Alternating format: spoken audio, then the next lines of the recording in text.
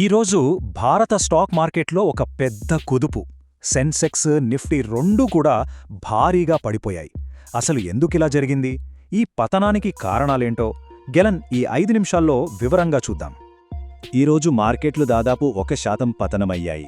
Number చూడటానికి చిన్నగా అనిపించచ్చు, కానీ ఒక్క రోజులో మార్కెట్లు ఇంతలా పడిపోవడం వెనుక ప్రపంచాన్ని కదిలించే పెద్ద కారణాలే ఉన్నాయి.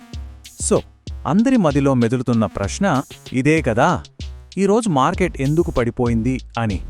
అయితే దీనికి ఒక్క కారణమని చెప్పలేం.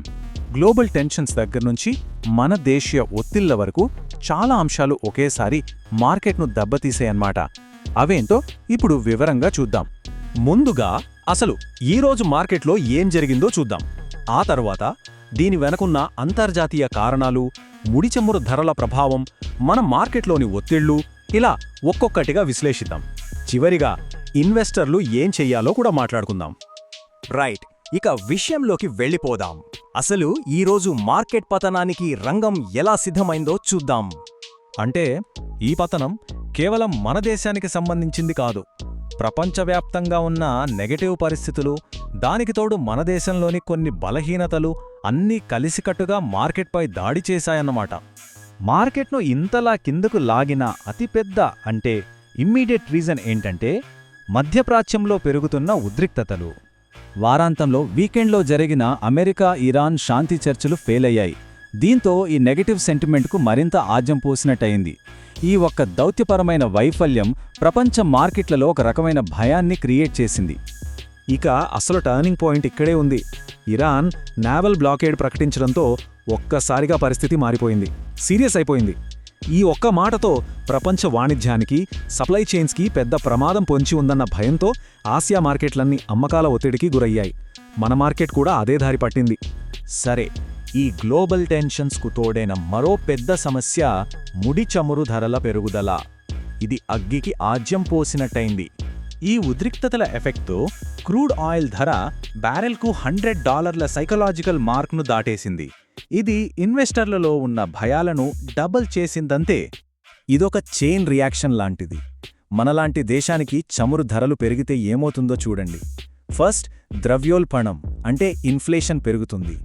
దానివల్ల మన రూపాయి విలువ పడిపోతుంది. ఫైనల్గా ఇవన్నీ కలిసి మార్కెట్ సెంటిమెంట్ను పూర్తిగా దెబ్బతీస్తాయి. ఈరోజు జరిగింది సరిగ్గా ఇదే. గ్లోబల్ ఫ్యాక్టర్సే కాదండోయ్, మన మార్కెట్లోని కొన్ని ఇంటర్నల్ ఇష్యూస్ కూడా ఈ పతనాన్ని మరింత వేగవంతం చేశాయి. మార్కెట్లో ఉన్న భయాన్ని చూపించే 2 కీలకమైన విషయాలు జరిగాయి. ఒకవైపు ఫారెన్ ఇన్స్టిట్యూషనల్ ఇన్వెస్టర్స్ అంటే ఎఫ్ఐఐలు మన స్టాక్స్ను భారీగా అమ్మేస్తున్నారు. మరోవైపు చిన్న ఇన్వెస్టర్లు భయంతో సేఫ్టీ కోసం బంగారం వైపు చూస్తున్నారు. ఈ ఎఫెక్ట్ కొన్ని సెక్టార్స్పై మరీ ఎక్కువగా పడింది. ముఖ్యంగా క్రూడ్ ఆయిల్ ధరలు పెరగడంతో మారుతి, టాటా మోటార్స్ లాంటి ఆటో షేర్లు దెబ్బతిన్నాయి. అలాగే ఇన్ఫ్లేషన్ పెరుగుతుందని భయంతో హెచ్డిఎఫ్సి, ఐసిఐసిఐ బ్యాంక్ వంటి పెద్ద బ్యాంకింగ్ స్టాక్స్లో కూడా ప్రాఫిట్ బుకింగ్ భారీగా కనిపించింది. సరే, ఇదంతా ఈరోజు కథ. మరి రేపు మార్కెట్ హాలిడే తర్వాత బుధవారం ఏం జరగవచ్చు? ఏ లెవెల్స్ను మనం గమనించాలి? టెక్నికల్గా చూస్తే నిఫ్టీకి 23,750 అనేది చాలా కీలకమైన సపోర్ట్ లెవెల్. ఒకవేళ మార్కెట్ దీని కిందకు వెళ్తే పతనం ఇంకా ఎక్కువగా ఉండొచ్చు. అదే సమయంలో మార్కెట్ మళ్లీ పైకి రావాలంటే 24,000 అనే రెసిస్టెన్స్ను బ్రేక్ చేయాలి. సో ఈ 2 నెంబర్లు చాలా ఇంపార్టెంట్.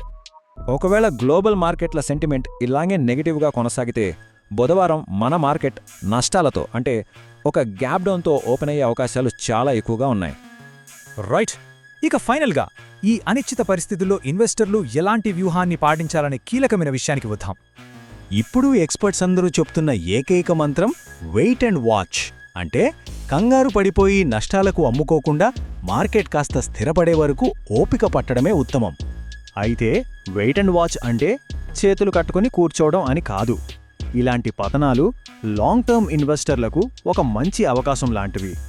ఫండమెంటల్స్ బలంగా ఉన్న మంచి కంపెనీల స్టాక్స్ తక్కువ ధరలకు దొరికినప్పుడు వాటిని పోర్టుఫోలియోలో చేర్చుకోవటం అనేది ఒక మంచి వ్యూహం.